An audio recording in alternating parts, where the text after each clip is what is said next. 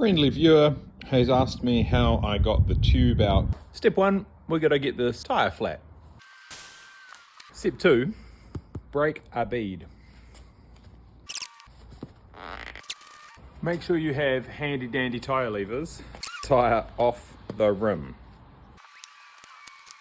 Now you can pull the tube from the inside of the tyre. This time around I've remembered to do this on the non-drive side so the tube doesn't get caught up in the cog. One tube, free to inspect. This is the boot I want to shove in my tyre.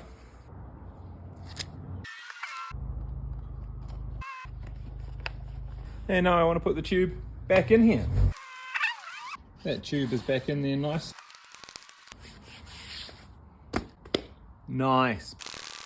This job is a good one.